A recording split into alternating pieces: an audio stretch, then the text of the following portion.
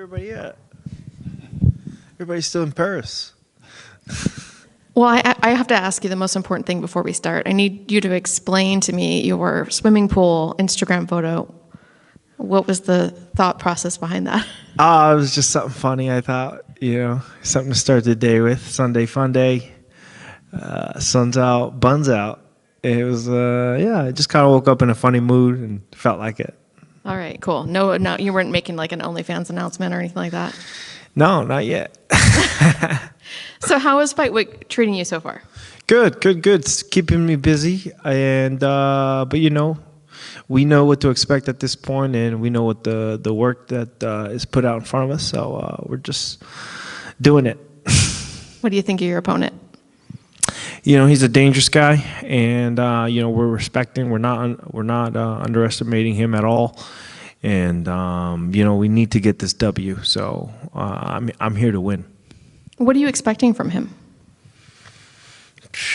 In my mind, he's a great wrestler, he's a good striker as well. So, I'm ready for a war, and it was a short camp, and then a shorter camp than I'm used to. Usually, I like to ease into my camps and have long training camps, but this was a little short notice 4-week camp, and we kind of just had like a little injection of just grind, and I kind of liked it, and I had a good rapport from my coaches and my training partners, and actually I feel good.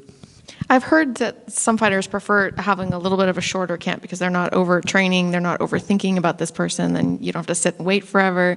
Are you agreeing with that? Oh yeah, that's the thing. It's great. We're not overthinking. We know the work that we got to do when we're just doing it and executing. And we all feel pretty good about the work that we put in.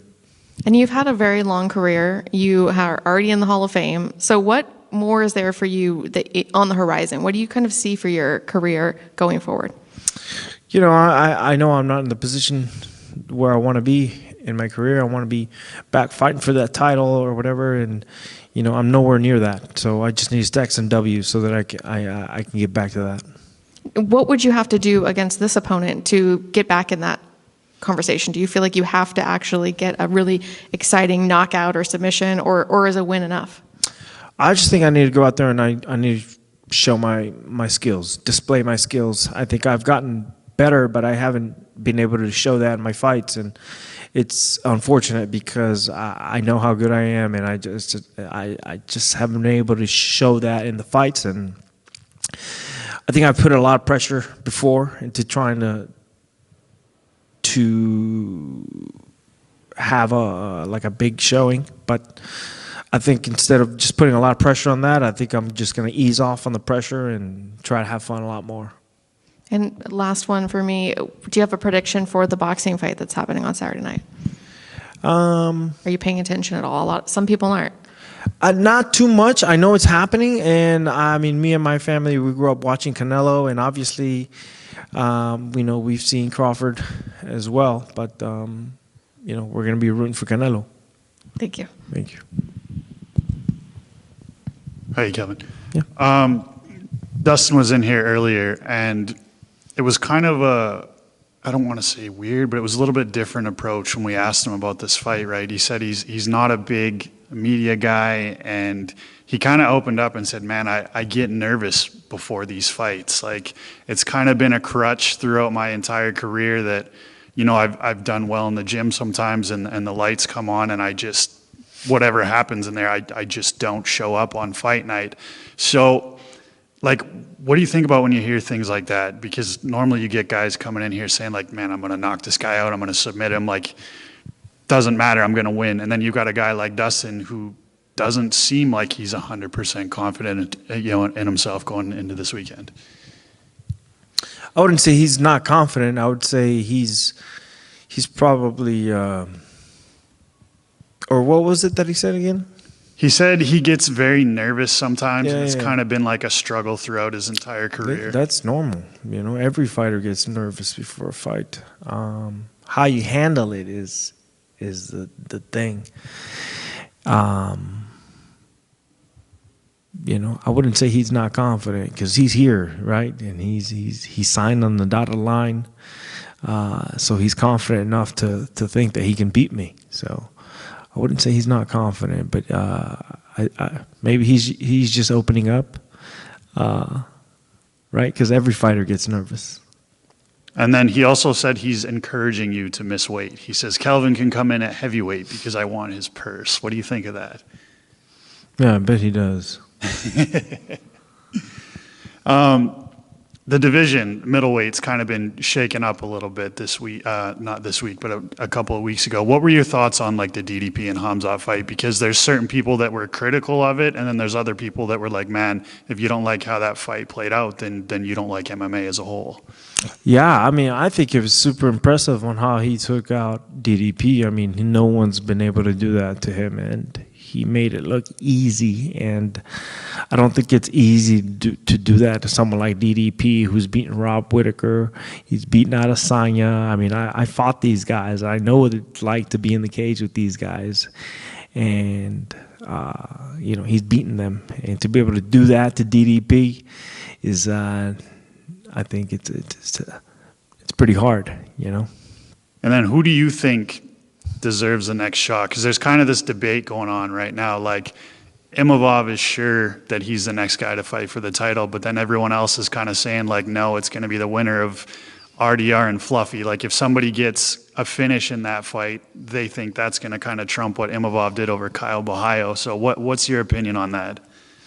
I think people are pretty high on RDR at the moment, so I think it's going to be whatever makes the biggest noise or what gets people to watch would be, the RDR and the Hamzat fight. But not to take anything away from Nasruddin. I mean, he's taken out Adesanya, he knocked him out, and he just took out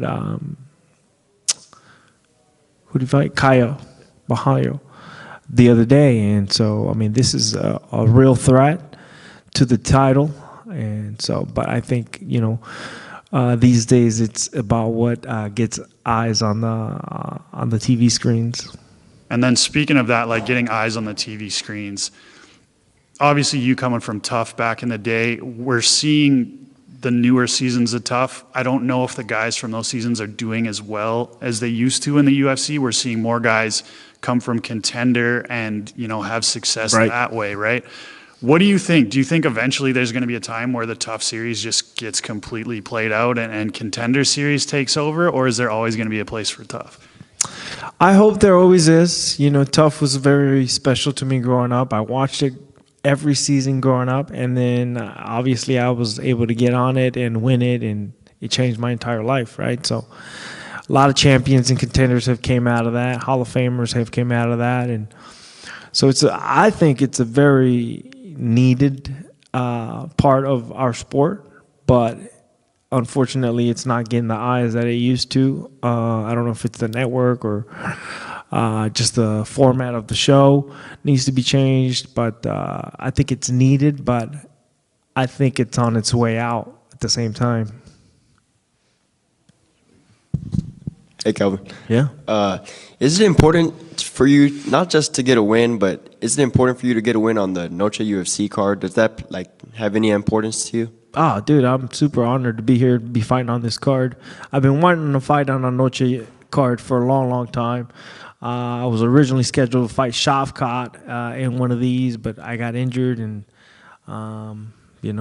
and then also with the cancellation that I had in Mexico City, I kind of feel like I owe the Mexican people a fight. So here we are.